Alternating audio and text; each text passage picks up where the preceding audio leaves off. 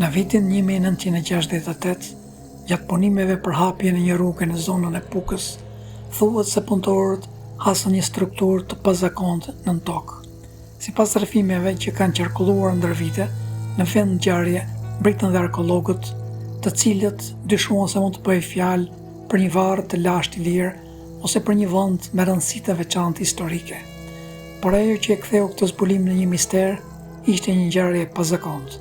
Gjatë punimeve, sipas tregimit, makineritë ndalën papritur dhe një nga personat që ndodhej aty thuhet se humbi ndjenjat. Pas kësaj, sipas gojdhënës së zonës, puna u ndërpre dhe askush nuk guxoi të vazhdonte mëtej. Disa banorë nisën ta konsideronin vendin si një hapësirë të veçantë, madje si një vend të shenjtë të lidhur me të kaluarën e lashtë. Po çfarë u gjet realisht aty? Një varr i lirë, një monument i lashtë apo thjesht një histori që u rit me kalimin e viteve? Misteri mbetet ende i pasgjidhur.